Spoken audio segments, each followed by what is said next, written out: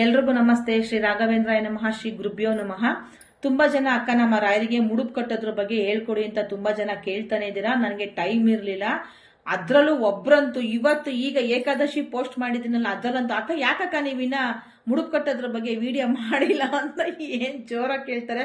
ಇದೊಂದು ವಿಡಿಯೋನೇ ಅಂತಲ್ಲ, ಬೇಕಾ ನೀವು ಹೋಗಿ ಚೆಕ್ ಮಾಡಿ ಸರ್ಚ್ ಮಾಡಿ ಎಲ್ಲಾ ವಿಡಿಯೋದಲ್ಲಿ ಅಕ್ಕ ರಾಯರಿಗೆ ಮುಡುಪು ಕಟ್ಟೋದು ಹೇಗೆ, ರಾಯರಿಗೆ ಮುಡುಪು ಕಟ್ಟದೆ, ರಾಯರದು ವರ್ಧಂತಿ ಬಂತು, ನಾನು ಸ್ವಲ್ಪ ಬ್ಯುಸಿ ಆದೆ, ಇನ್ನೊಂದು ಸ್ವಲ್ಪ ನಮ್ದು ಪರ್ಸನಲ್ ಪ್ರಾಬ್ಲಮ್ಗಳಿಂದ ಹೆಲ್ತ್ ಪ್ರಾಬ್ಲಮ್ ಆಯ್ತು, ನಾನು ಹಾಗಾಗಿ ವಿಡಿಯೋ ಮಾಡೋಕ್ಕಾಗಲಿಲ್ಲ. ಮಾಡಿದ್ರೆ ನಮ್ದು ಮೈಂಡು ತುಂಬಾ ಚೆನ್ನಾಗಿರ್ಬೇಕು, ಮೈಂಡ್ ಸೆಟ್ ಚೆನ್ನಾಗಿರ್ಬೇಕು. ನಾವು ಇನ್ನೊಬ್ರಿಗೆ ಒಂದು ಸಲಹೆ ಕೊಡ್ತೀವಿ ಅಂದಾಗ ಫಸ್ಟ್ ನಮ್ಮ ಮನಸ್ಸು ಹೃದಯ ಚೆನ್ನಾಗಿರ್ಬೇಕು. ನಾವೇ ಒಂದು ಟೆನ್ಷನ್ ಇದ್ಕೊಂಡು ನಾವು ಇನ್ನೊಬ್ರಿಗೆ ಏನು ಹೇಳ್ಕೊಡೋದಕ್ಕಾಗೋದಿಲ್ಲ. ಹಾಗಾಗಿ ರಾಯರದು ವರ್ಧಂತಿ ಎಲ್ಲ ಮುಗಿಲಿ ಅಂತ ನಾನು ಸುಮ್ಮನಿದ್ದೆ. ಇವತ್ತು ಏಕಾದಶಿ ಮಾಹಿತಿ ವಿಡಿಯೋ ಹಾಕಿದ್ದೀನಿ. ಅಕ್ಕ ಯಾಕಕ್ಕ ಇನ್ನು ರಾಯರದ ಮುಡುಪು ಕಟ್ಟೋ ವಿಡಿಯೋ ಮಾಡಿಲ್ಲ ಅಂತ ಕಮೆಂಟ್ ಹಾಕಿದ್ದಾರೆ.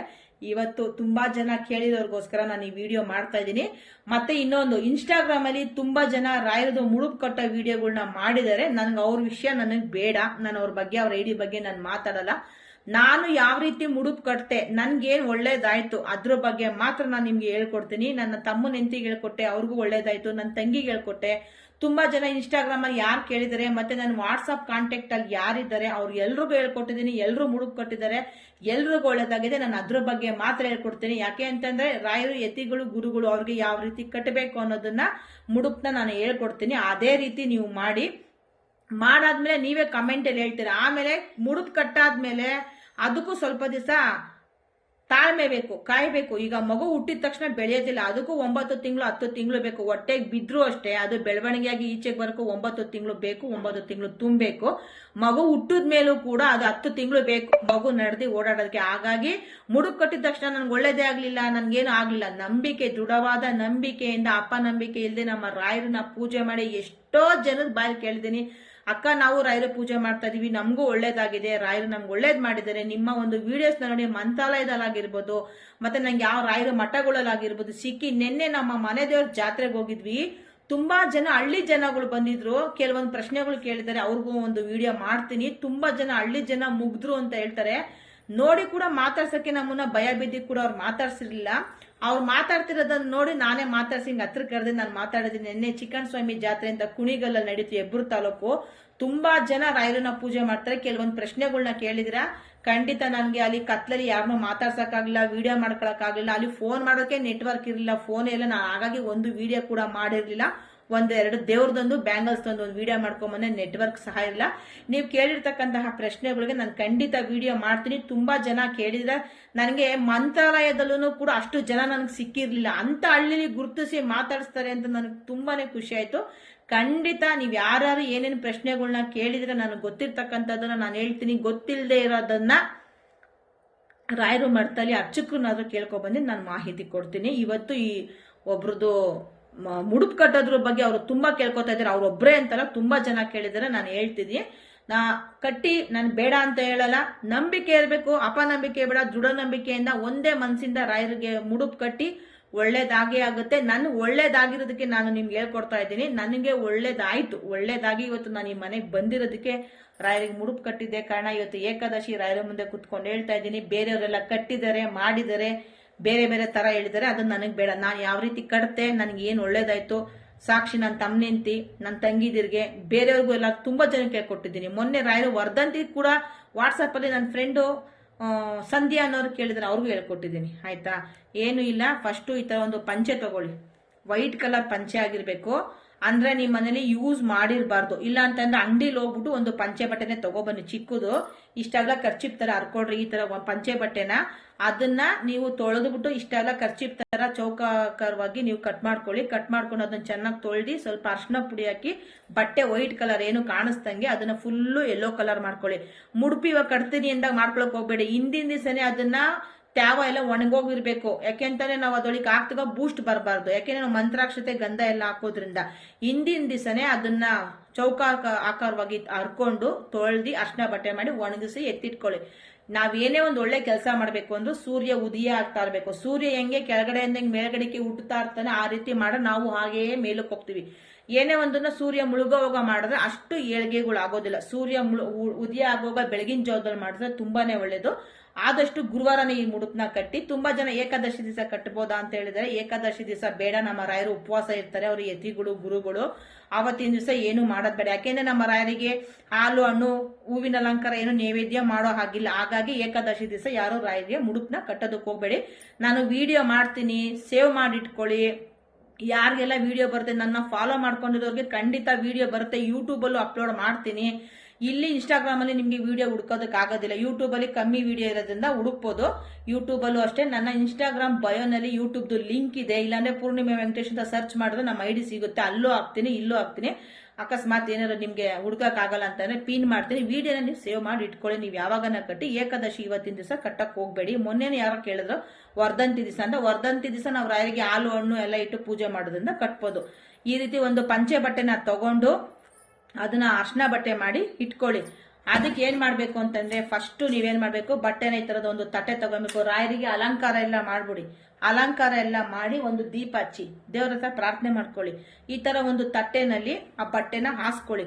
ಬಟ್ಟೆನ ಹಾಸ್ಕೊಂಡು ಫಸ್ಟ್ ಗಂಧ ಅಂತಂದ್ರೆ ತ್ಯಾವ ಮಾಡೋದು ಇಡ್ಬೇಡ್ರಿ. ಗಂಧನ ಒಂದ್ ಸ್ವಲ್ಪ ಗಂಧ ಹಾಕಿ, ಅರ್ಶನ ಹಾಕಿ, ಕುಂಕುಮ ಹಾಕಿ, ನೋಡಿ ಮಂತ್ರಾಕ್ಷತೆ ನಿಮ್ಗೆ ತೋರ್ಸೋದಕ್ಕೆ ಅಂತಾನೆ ಎತ್ಕೊಂಡಿದೀನಿ. ಸ್ವಲ್ಪ ಮಂತ್ರಾಕ್ಷತೆ ನೋಡಿ, ಒಂದ್ ಸ್ವಲ್ಪ 10 ಕಾಳು 15 ಕಾಳಷ್ಟು ಮಂತ್ರಾಕ್ಷತೆ ಹಾಕಿ, ಆಮೇಲೆ ಮಂತ್ರಾಕ್ಷತೆ ಹಾಕಿ ಒಂದ್ ಸ್ವಲ್ಪ ತುಳಸಿ, ಒಂದ್ ಸ್ವಲ್ಪ ಹೂವು ಹಾಕಿ, ಮತ್ತೆ ಇದೇ ತರ ಕಾಯಿನ್ಗಳು ಅಂದ್ರೆ ಆಮೇಲೆ ಯಾರು ಅಷ್ಟೇ 10 ರೂಪಾಯಿ ಕಾಯಿನ್ ಹಾಕ್ಬಿಟ್ಟು 1 ರೂಪಾಯಿ ಆ ತರ ಹಾಕೋದಕ್ಕೆ ಹೋಗ್ಬಾರ್ದು.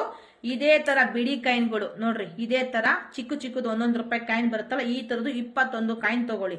21 ಕಾಯಿನ ತಗೊಂಡು ಒಂದು ಬಟ್ಟೆಗೆ ಫಸ್ಟ್ ರಾಯರ ಹೆಸರಲ್ಲಿ ಶ್ರೀ ರಾಘವೇಂದ್ರಾಯ ನಮಃ, ತಂದೆ ನನ್ನಪ್ಪ ನನ್ಗೆ ಈ ರೀತಿ ಒಂದು ಮುಡುಪಿಗೆ ಒಂದೇ ಬೇಡಿಕೆ. ನೀವು ಒಂದು ಮುಡುಪನ ಕಟ್ಟಿ 51 ಬೇಡಿಕೆ ಮಾಡ್ಕೋಬಾರ್ದು ಅಂತ, ಒಂದು 5 ಒಂದು 10 ಮಾಡ್ಕೋಬಾರ್ದು. ಒಂದು ಮುಡುಪಿಗೆ ಒಂದೇ ಬೇಡಿಕೆ ಮಾಡ್ಕೋಬೇಕು. ಬಟ್ಟೆ ಹಾಸಿ, ಈ ತರ ತಟ್ಟೆ ಮೇಲೆ ಬಟ್ಟೆ ಹಾಸಿ ಫಸ್ಟ್ ಅರ್ಶನ, ಕುಂಕುಮ, ಗಂಧ ಮತ್ತೆ ಸ್ವಲ್ಪ ಹೂವು ಮತ್ತೆ ಇದು ಒಂದು ತುಳಸಿ ದಳ ಹಾಕಿ 21 ಕಾಯಿನು, 1 ರೂಪಾಯಿದು 21 ಕಾಯಿನ ಇರಬೇಕು. 10 ರೂಪಾಯಿ 2 ಕಾಯಿನ ಹಾಕಂಗಿಲ್ಲ, 5 ರೂಪಾಯಿ 4 ಕಾಯಿನ ಹಾಕಿ 1 ರೂಪಾಯಿ ಕಾಯಿನ ಹಾಕಂಗಿಲ್ಲ. 21 ಕಾಯಿನೆ ಹಾಕ್ಬೇಕು. 1 ರೂಪಾಯಿದು ಸರಿಯಾಗಿ ನೆನ್ಪಿಟ್ಕೊಳ್ಳಿ. ಹಾಕ್ಬಿಟ್ಟು ಅದಕ್ಕೆ ಮಂತ್ರಾಕ್ಷತೆ ಎಲ್ಲ ಹಾಕಿ ಅದನ್ನ ಒಂದು 3 ಗಂಟೆ ಹಾಕಿ ಅದಕ್ಕೆ ಅರ್ಶನ ಕುಂಕುಮ ಇಟ್ಟು ಇದೇ ತರ ಬಟ್ಲುಗಳು ಬರುತ್ತೆ. ಸ್ಟೀಲ್ ಬಟ್ಲಾಗಿರ್ಬೋದು, ಒಂದ್ ಏನಾಗಿರ್ಬೋದು, ರಾಯರ ಹತ್ರ ಇಟ್ಟು ಆ ಮುಡುಪ್ನಲ್ಲಿ ಇಕ್ಕಿ ಆಮೇಲೆ ರಾಯರಿಗೆ ಧೂಪ ದೀಪ ಸಾಂಬ್ರಾಣಿ ಎಲ್ಲ ಬೆಳಗಿ, ರಾಯರೇ ನಾನು ಈ ರೀತಿ ಒಂದು 9 ದಿವಸದ ವ್ರತ ಹಿಡಿದಿದ್ದೀನಿ. ಈ ವ್ರತಾಚರಣೆ ನಾನು ಇವತ್ತು ಮಾಡ್ತಾ ಇದ್ದೀನಿ. ನನ್ಗೆ ಈ ಕಾರ್ಯನ ನೆರವೇರಿಸ್ಕೊಡಪ್ಪ ತಂದೆ ರಾಯರೇ ಅಂತ ಹೇಳಿ ಈ ಬಟ್ಲಲ್ಲಿ ಇಕ್ಕಿ ಆ ರಾಯರಿಗೆಲ್ಲ ಬೆಳಗಿ ಸಾಂಬ್ರಾಣಿ, ಎಣ್ಣೆ ಬತ್ತಿ, ತುಪ್ಪದ ಅರ್ತೆ ಎಲ್ಲ ಬೆಳಗಿ ರಾಯರಿಗೆ ಯಾವುದೇ ಕಾರಣಕ್ಕೂ ಫೋಟೋಗೆ ಕುಂಕುಮ ಹಚ್ಚೋಂಗಿಲ್ಲ.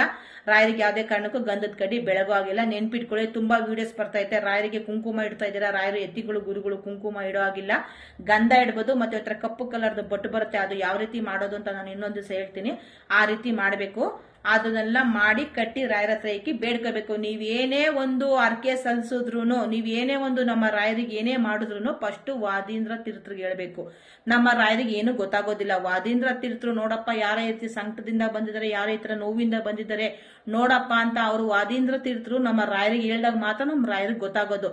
ಆಮೇಲೆ ಮುಡುಪ್ನ ಕಟ್ಟಿ 9 ದಿವಸ ಬೆಳಗಿನ ಜಾವ ಕಟ್ಟಾದ್ಮೇಲಿಂದ ಡೈಲಿ ಬೆಳಗ್ಗೆ ಸಾಯಂಕಾಲ ಡೈಲಿ 9 ದಿವಸನು ಪೂಜೆ ಮಾಡಿ. ಅದಕ್ಕೆ 9 ದಿವಸ ನಾನು ವ್ರತ ಮಾಡ್ತಾ ಇದ್ದೀನಿ ಅಂತ ಸುಮ್ನೆ ಇರೋದಕ್ಕೆ ಹೋಗ್ಬೇಡಿ. ನಿಮ್ಮ ಮನೆ ಹತ್ರ ರಾಯರು ಮಠಗಳಿತ್ತು ಅಂತಂದ್ರೆ ಹೋಗಿ ಹೆಂಗೋ 9 ದಿವಸ ವ್ರತ ಹಿಡಿದಿರ್ತೀರಾ, ನಮ್ಮ ರಾಯರಿಗೆ ಹೆಜ್ಜೆ ನಮಸ್ಕಾರ ಹಾಕಿ, ಇಲ್ಲ ಅಂತಾನೆ ಬೆಲ್ಲದ ದೀಪದೊಳಗೆ ತುಪ್ಪದ ಅರ್ತಿ ಒಂದು ತಟ್ಟೆಗೆ ಅಕ್ಕಿ ಹಾಕೊಂಬಿಡಿ, 2 ಬೆಲ್ಲ ಇಕ್ಕಿ, ಅದಕ್ಕೆ ತುಪ್ಪದ ಬತ್ತಿ ಇಕ್ಕಿ, ಹೂವುಗಳು ಇಕ್ಕಿ, 2 ಎಲೆ 2 ಅಡಿಕೆ ಬಾಳೆಹಣ್ಣು ಇಕ್ಕಿ, ರಾಯರಿಗೆ ಒಂದು 5 ಇಲ್ಲ 11 ಇಲ್ಲ 9 ಇಲ್ಲ 2 ಪ್ರದಕ್ಷಿಣೆ ಹಾಕಿ ರಾಯರ ಹತ್ರ ಬೇಡ್ಕೊಳ್ಳಿ. ಯಾಕೆ ಅಂದ್ರೆ ಮುಡುಪ್ ಕಟ್ಟಿರ್ತೀರಾ, ಡೈಲಿ ಸ್ನಾನ ಪೂಜೆ ಆಗುತ್ತೆ. ಹಂಗೆ ನಿಮ್ಮ ಸೇವೆನ ಸಲ್ಲಬಿಡ್ಲಿ ರಾಯರಿಗೆ.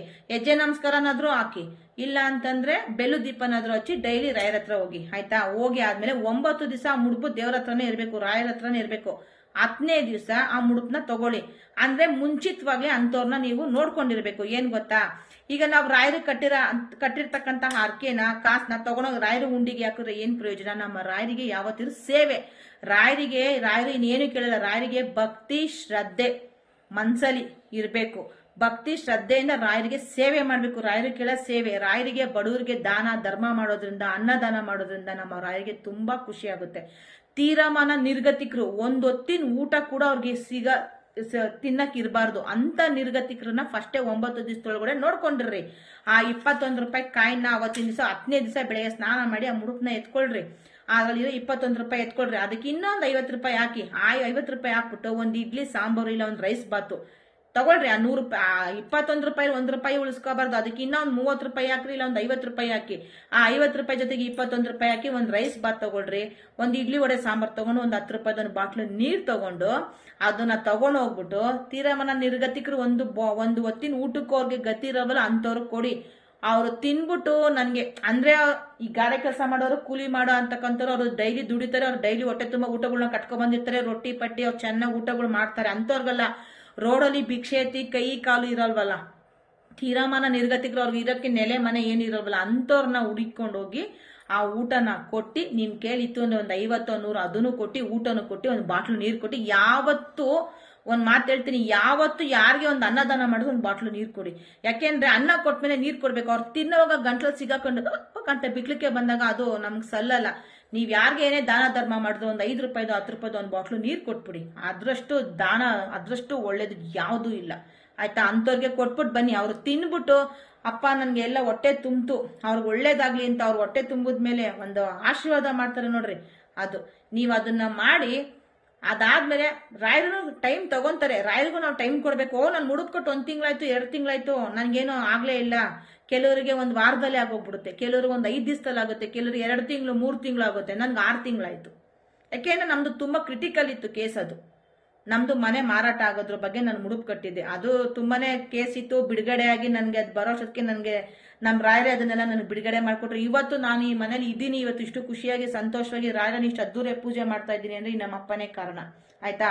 ದೃಢವಾದ ನಂಬಿಕೆಯಿಂದ ಪೂಜೆ ಮಾಡ್ಬೇಕು. ಅದನ್ನ ಅವ್ರಿಗೆ ನಿರ್ಗತಿಕರಿಗೆ ಕೊಟ್ಬಿಟ್ಟು ಬಂದು ಅವತ್ತಿನ ದಿವಸ ಬಟ್ಟೆ ಇರುತ್ತಲ್ಲ, ಆ ಬಟ್ಟೆನ ಬಿಸಾಡ್ಬೇಡಿ. ನೀವು ಮುಡುಪು ಕಟ್ಟಿರ್ತಾರಲ್ಲ ಅದನ್ನ ಯಾವ್ದನ್ನ ಒಂದು ಹಸಿರು ಗಿಡಕ್ಕೋ ಒಂದು ಮರಕ್ಕೋ ಅದನ್ನ ಕಟ್ಟಾದ್ಮೇಲಿಂದ ಮಾಮೂಲಿ, ಆಮೇಲೆ ಅದನ್ನ ಕಟ್ಟಿ ಬಿಚ್ಚಾದ್ಮೇಲೆ ಸೀದಾ ಅದ್ ಕೊಟ್ಟು ಊಟ ಎಲ್ಲ ಕೊಟ್ಟಾದ್ಮೇಲೆ ಸೀದಾ ರಾಯರ ಮಠಕ್ಕೆ ಹೋಗಿ, ರಾಯರ ಮಠಕ್ಕೆ ಹೋಗ್ಬಿಟ್ಟು ರಾಯರ ಹತ್ರ ಒಂದ್ 5 ಪ್ರದಕ್ಷಿಣೆ ಹಾಕಿ, ಅಪ್ಪ ತಂದೆ ನಾನು 9 ದಿವಸದ ವ್ರತ ಹಿಡ್ದಿದ್ದೆ, ಆ ವ್ರತ ಇವತ್ತು ಮುಗೀತು, ನಾನೆಲ್ಲ ಸಂಕಲ್ಪ ಮಾಡ್ಕೊಂಡಿದೀನಿ, ಈ ತರ ಎಲ್ಲ ಒಂದು ಬಿಡ್ದಂಗೆ ನಾನು ಮಾಡಿದೀನಪ್ಪ ತಂದೆ ವಾದೀಂದ್ರ ತೀರ್ಥರೆ. ಇದನ್ನ ನಮ್ಮ ರಾಯರಿಗೆ ಇದನ್ನ ತಲುಪ್ಸೋ ಅಂತ ವ್ಯವಸ್ಥೆ ನಮ್ಮ ರಾಯರಿಗೆ ಕಿವಿ ಮುಟ್ಟಂಗೆ ನೀವೇ ಮಾಡ್ಬೇಕು ತಂದೆ.